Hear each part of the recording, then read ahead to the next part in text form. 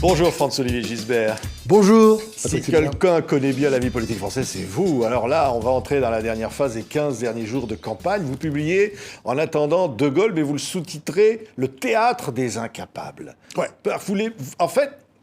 Vous les jugez tous incapables, tous ces candidats. Enfin, la plupart. J'avais déjà fait un livre il y a 5 ans, mais c'est pas moi d'ailleurs, ce sont les éditions d'Albin Michel, qui avaient décidé de rassembler des chroniques, enfin des éditoriaux du Point, et avec une longue préface. Et à ma surprise, ça avait bien marché. Donc, enfin, visiblement, il y avait une demande, les lecteurs aimaient ça. Et puis ça continue à se vendre encore ces dernières années. Donc ils m'ont dit, on refait ça. Oui. J'ai dit, OK, donc ça, allez, banco. Des chroniques qui racontent oui, mais avec quand même deux dernières années. Une introduction inédite, assez longue. Je me suis donné du mal quand même. Ah oui. Ah non, mais l'introduction, vous parlez de l'avachissement de la France. Bien sûr. C'est le mot.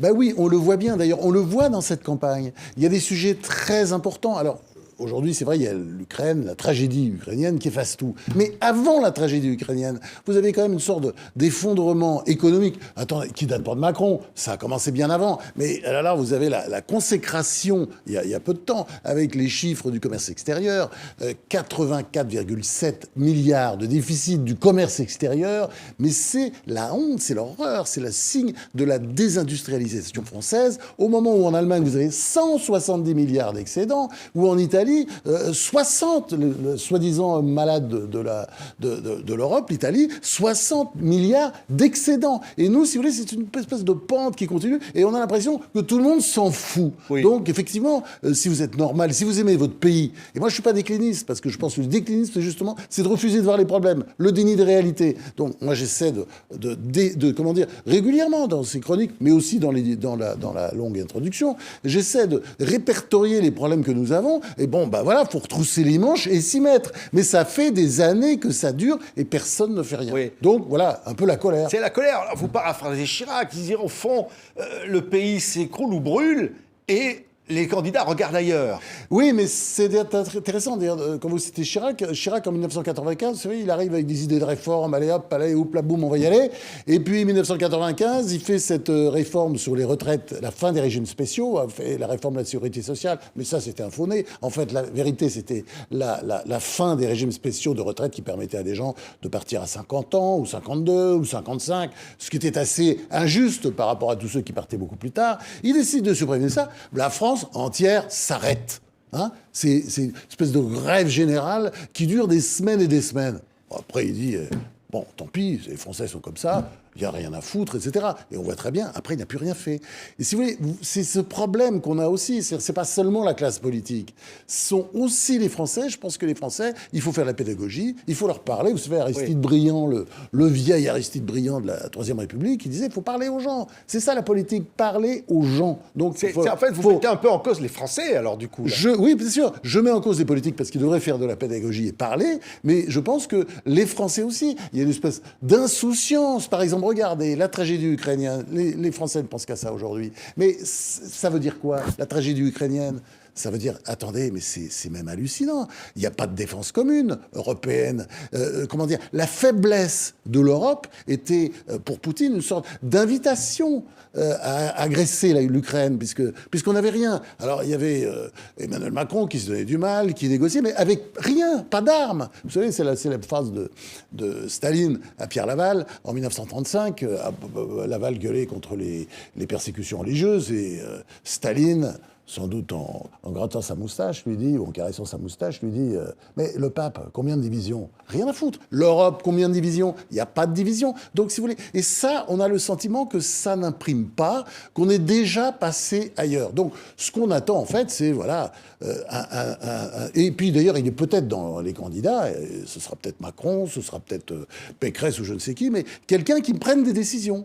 Qui décide, par exemple, sur la défense commune, d'aller plus loin. Vous me direz, on n'est pas tout seul, il y a les Allemands, il y a tout ça, il faut entraîner, mais enfin bon.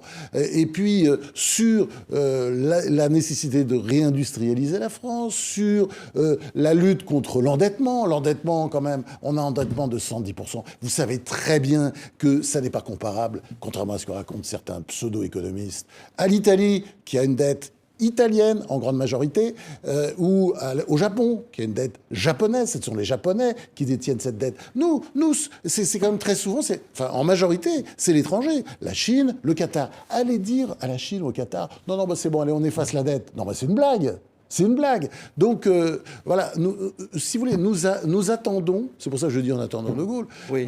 On attend, non pas l'homme providentiel. Non pas le général, parce que oui, parce que, général De Gaulle, oui. Parce qu'en attendant De Gaulle, c'est une façon de parler. Il viendra jamais. Hein. Il viendra jamais, mais en plus, l'homme providentiel, souvent, il n'a pas la tête de l'emploi. Il n'a pas la gueule de l'emploi. Franchement, qui aurait cru que Gérard Schröder, qui aime bien le vin blanc, allait être ce personnage incroyable qui a remis l'Allemagne en marche. C'est quelqu'un de gauche. Qui aurait cru que la petite Margaret Thatcher aussi... Et puis qui aurait cru, par exemple, regardez, l'homme providentiel, typiquement, Zelensky. L'homme providentiel, il se réveille au pied du pouvoir. Zelensky, franchement, je ne sais pas quelle était votre opinion, moi j'y croyais pas beaucoup. Hein.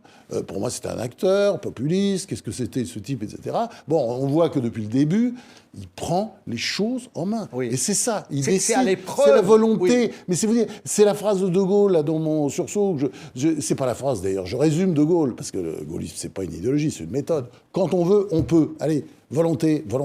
Oui. Il faut le faire. Oui, mais De Gaulle, il disait toujours la hauteur, la hauteur. Oui, et vous dites très haut, il n'y a personne. Voilà, disais, oui. Plus on monte et moins il y a de monde. Ben oui, c'est ce qu'il disait. Et aujourd'hui, plus on descend, plus il y a de monde. C'est ça. Oui, c'est sûr. En fait, au fond, vous dites, ça manque de grandeur par rapport aux enjeux, c'est ça. Ça manque d'ambition et de volonté. Et puis je dirais aussi, on est arrivé en France, on a toujours eu ce défaut, mais on est au maximum du déni de réalité. C'est-à-dire, quand vous dites, par exemple, 84,7 milliards de déficit du commerce extérieur, tout le monde vous regarde avec les gros yeux, mais ce type est fou, mais qui vient de raconter ces histoires, on s'en tape. Mais non! C'est notre vie de tous les jours. C'est-à-dire, nous dépensons beaucoup plus que nous produisons. Nous sommes en déficit structurel, mais pas seulement là-dessus. Je veux dire, regardez le déficit budgétaire, un pays ne peut pas fonctionner comme ça. Surtout que derrière, je ne veux pas faire l'apocalyptique, mais vous savez très bien qu'il y a l'inflation qui arrive. L'inflation, c'est normal. Avec le Covid, tous ces billets que nous avons imprimés, là, oui, le quoi qu'il en coûte, le quoi qu'il en coûte, tout ça. Bon, gratuit. On va avoir une jolie inflation à la fin de l'année. Et puis derrière, avec le surenchérissement des matières premières avec l'affaire russe, vous aurez forcément une belle inflation. Regardez ce que ça a donné après les chocs pétroliers. Donc ça veut dire quoi? Les Français et la classe politique ne sont pas à la hauteur. Faut réveiller, mais il y a des gens très bien. Il y a des gens qui secouent le cocotier. Moi, j'essaie de le faire à ma façon, mais il y en a plein d'autres. Et puis, il y en a aussi dans la politique. Je pense que rien n'est perdu. Simplement, il faut regarder la réalité en face. Et la réalité n'est pas terrible. Bon, changeons-la. Oui. Changer la réalité. Oui. C'est ça la politique, c'est changer la réalité. Mais pourquoi? Si on la nie, si on dit non, tout va bien, c'est très bien, etc. En plus, c'est vrai qu'il faut reconnaître qu'on vit en France, un pays quand même très très agréable. C'est certainement, Bon, il y a l'Italie quand même, c'est pas mal aussi, mais bon. Mais on est un pays, c'est vrai, on n'a pas trop envie de se poser des questions, et parce ou d'entendre des mauvaises nouvelles. Oui, bien sûr, parce qu'on est tellement heureux dans ce pays. Je comprends, attendez. Mais en même temps, je pense que le rôle de tous les éveilleurs, c'est ça, ou les lanceurs d'alerte, c'est de dire, voilà, quels sont les problèmes, et il faut les identifier, et puis les poser, voilà, et puis que ce soit réglé. Vous savez, tous ces problèmes, ils ont été réglés dans différents pays, regardez, et ils ont des économies quand même un peu plus florissantes que la nôtre. Hein. L'Allemagne, je vous signale, en 2000, elle était dans un état épouvantable avant que Schröder, social-démocrate, je vous signale, de gauche, avant que Schröder fasse ses réformes. Et Thatcher, elle, avait fait ses réformes longtemps auparavant, et elle, c'était la droite conservatrice britannique habituelle. Oui, ça voudrait dire qu'il faudrait un discours de vérité. Et que les Français ne sont pas prêts à entendre, en quelque sorte. Ou que pendant une campagne électorale, on a plutôt tendance à faire des promesses. Exactement, c'est le Père Noël, là. C'est Noël, c'est un concours de Père Noël. Hein. Et puis c'est absurde, et je vais vous dire, parfois même c'est abject, parce qu'on sait bien que ces politiciens qui vous parlent de retraite à 60 ans, ils savent bien que ça n'est pas possible. Tout va s'écrouler, on ne peut pas. Vu l'état des finances publiques, on ne peut pas, ça ne tiendra pas. Donc pourquoi ils disent ça? Je ne comprends pas, moi c'est quelque chose que je comprends. Parce qu'ils se disent, je ne vais pas arriver au pouvoir sans doute. Mais c'est pas bien, c'est pas comme ça qu'on fait de la politique. On ne promet pas des choses intenables. Je sais que promettre n'est pas tenir, et que comme disait Chirac, les promesses n'engagent que ceux qui les reçoivent, mais quand même il y a des limites. Oui, mais enfin en même temps, effectivement, si on dit des choses désagréables, on n'est pas élu. Donc, de toute façon, on n'a jamais l'occasion de montrer ce qu'on savait faire ou ce qu'on aurait pu faire. Mais non, ça, vous avez raison, c'est excellente objection. Mais je pense qu'on peut quand même, dans les périodes qui ne sont pas électorales, essayer de poser les problèmes de temps en temps et dire la vérité aux Français. Voilà, c'est tout ce que je demande. Et que même quand on fait des promesses qu'on ne tiendra pas, on peut dire de temps en temps, rappeler quand même, on a ça, ça, ça, il faut quand même régler ça, etc. Au lieu de dire, mais non, mais c'est pas un problème. Enfin, le fait que, par exemple, le chiffre du commerce extérieur n'ait pas fait les gros titres des journaux, c'est un déficit chronique du commerce extérieur. Je suis pas en train de vous parler d'un petit détail, ça venait, voilà, une année, mauvaise année. Non, pas du tout après le Covid. On est en déficit structurel et chronique. Et je peux citer cet exemple, je peux citer plein d'autres. D'ailleurs, tout ça, vous avez l'endettement. On est fragile, on sait très bien. Si les taux d'intérêt un jour bougent un peu, pensez bien que c'est en France, ça va commencer à monter. Enfin, et vous pensez que l'économie va pas s'emporter plus mal. Donc voilà, il faut essayer d'assainir. Et le discours de vérité, il y a des hommes politiques qui arrivaient en tout cas à avoir un certain poids, même si c'est vrai qu'ils n'ont jamais été élus. Ça, vous avez raison là-dessus. Je pense à Raymond Barre, je pense à Michel Rocard, enfin, vous voyez, à droite ou à gauche, vous avez des gens qui tenaient ce qu'on appelait le discours du parler vrai. Bon, je ne dis pas qu'il faut le tenir tout le temps, parce que c'est sûr, c'est difficile d'être élu si on dit, si on promet de la sueur et des larmes, oui, voilà. Comme disait Churchill, ça c'est sûr, c'est pas un bon programme électoral. Mais on peut quand même, on n'est pas obligé de mentir quand on fait de la politique. Hein. On peut dire, et ça va être compliqué. Voilà, oui. Je pense que ça... Non, mais vous qui connaissez bien Mitterrand, le mensonge aussi peut être une arme politique. Ah ben, le mensonge, bien sûr. Quand il vous dit les yeux dans les yeux, je le redis... Ça vous rappelle quelque chose? C'est dingue, oui, non, mais à Chirac. Oui, bien sûr, c'est ce débat télévisé absolument incroyable. Donc vous êtes persuadé qu'il ment. Il ment, Mitterrand, à ce moment-là. Je ne suis pas persuadé. C'est Mitterrand qui me l'a dit. Oui. Et sans doute il devait culpabiliser parce qu'il avait une conscience, Mitterrand. Je me souviens très bien de la scène. J'étais à l'Élysée, il me disait, mais non, mais attendez, dans ce débat, où quand même il a dit devant les Français que c'était comme ça et pas autrement, et donc il a dit à Chirac que Chirac montait. Et vous avez vu d'ailleurs Chirac, il y a une espèce de réaction, on a l'impression qu'il a reçu un uppercut enfin un gros coup de poing dans le ventre, il est complètement sonné. Et Mitterrand était un peu gêné, et donc il avait tenu à ce que de me dire ça devant un magnétophone, 2 magnétophones, et à un moment donné, avant de ciseler sa formule, enfin disant voilà, non, ça s'est pas passé comme ça, c'est vrai, c'est Chirac qui avait raison, il a vérifié que les magnétophones marchaient. Donc voilà. Et donc il m'a raconté la vraie histoire. Mensonge. Mais oui, et beaucoup de Français ont dit il a menti, mais c'était très habile. Qu'au fond, même qu'il mente n'était pas grave. Les Français, attendez. Les Français ont un rapport à la vérité. Mais les Français, les Latins, tout ça, bien sûr, mais on le comprend très bien. Et en plus, quand on est un grand homme d'État, regardez De Gaulle sur l'Algérie. Il a fait croire aux Français, il allait leur faire l'Algérie française. Il avait déjà en tête, dès son arrivée au pouvoir en 1958, de donner l'indépendance à l'Algérie. C'était son obsession. Il a tout. Oui. Et ça, vous le pensez fermement. Je ne pense pas vraiment, j'en suis sûr. Le 60e mais j'en suis sûr. Mais attendez, il y a 50 preuves, elles sont dans le livre. Mais c'est hallucinant. Et que des confrères ou pseudo-historiens aient écrit le contraire. Non, il y a Éric Roussel, il y a la très excellente biographie d'Éric Roussel. Mais c'est vrai qu'en dehors de celle-là, à peu près, peut-être quelques autres, mais enfin, surtout celle-là, on vous explique que De Gaulle a découvert la vérité en marchant. Jamais de la vie. Il a menti sciemment pour arriver au pouvoir et après faire sa politique. Oui. La France en est bien sortie à l'arrivée. Donc de temps en temps aussi, il faut mentir. Je ne dis pas qu'il ne faut pas... Mais je trouve qu'on vit dans un système où tout le monde ment tout le temps. D'ailleurs, c'est intéressant de voir que les candidats qui disent un peu la vérité ont plus de mal que les autres. Ça, c'est très intéressant. C'est vrai. Suivez mon regard. On ne dira pas les noms. Mais simplement, quand on parlait du général, vous dites le général avait une rapidité d'exécution qu'on ne voit plus aujourd'hui. Oui, il y avait une forme de violence dans l'exécution. Aujourd'hui, c'est quoi? C'est l'immobilisme en marche. C'est le. Oui, c'est ça. C'est absolument l'immobilisme. Alors que lui, c'était la cavalerie. Lui, c'était je dis vraiment violence dans l'exécution. C'est-à-dire, allez, on va vite, on va très vite, on surprend toujours l'adversaire, et puis ça passe ou ça casse. C'est-à-dire, on verra après, et on y va.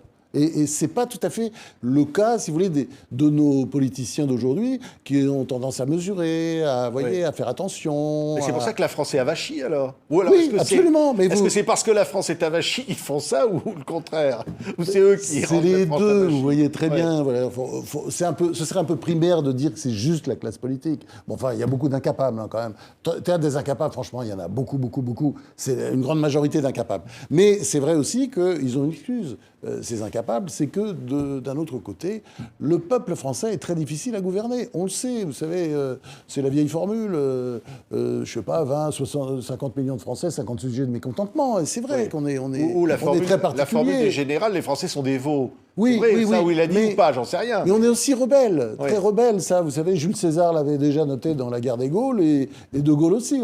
C'est un peuple difficile à gouverner. Pas très courageux, d'ailleurs. Il y a trop de fromage. On n'est pas les Anglais. On n'est pas les Anglais, c'est ça. Oui, il y a trop de fromage. Il y a tant de fromage. Disait De Gaulle, un peuple de 357, avec 357 variétés de fromage, est très difficile à gouverner. Oui. Bah, écoutez, on n'a pas 357 variétés de fromage. Hélas, ce sera peut-être plus facile. En fait, quand vous comptez bien, on en a à peu près 2000. Donc, vous voyez, la difficulté pour gouverner le pays, c'est encore pire que ce que disait De Gaulle. Oui, mais en même temps, ce qui est incroyable avec vous, François-Olivier Gisbert, c'est combien vous êtes passionné par ce théâtre des incapables. C'est vous y trouvez une fascination, vous le racontez dans ce livre. Parce que tous ces éditoriaux que vous publiez, tout ça, enfin, c'est fascinant. Oui, mais enfin, je suis aussi en colère et j'aimerais que ça change. Et si vous voulez, moi, je ne fais pas partie des déclinistes qui pensent que c'est foutu la France. Du tout, du tout. Je ne l'ai pas du tout enterré. Mais je voudrais en tout cas que de mon vivant, voilà, des gens s'y mettent et bossent et fassent ce qu'il faut faire, comme De Gaulle l'a fait d'ailleurs en 1958, ce que j'ai appelé le sursaut, parce que vraiment, c'est ça, c'était un sursaut, c'est incroyable. Tout était par terre, tout a été remis debout. Alors, bon... De Gaulle ne reviendra pas, mais on peut très bien voir à un moment donné quelqu'un, une femme, un homme, qui peut-être ne paiera pas de mine d'ailleurs, et qui brusquement, avec sa volonté, réussira à faire repartir ce pays qui a une énergie folle, une jeunesse géniale. Enfin, vraiment, il y a une vitalité dans ce pays, puis il y a la beauté. François-Olivier Gisbert. En attendant De Gaulle, voilà, c'est pas Godot, mais c'est le théâtre des incapables chez Albin Michel, avec votre ton, avec votre style qu'on aime. Merci beaucoup, François-Olivier, d'arrêter notre invité.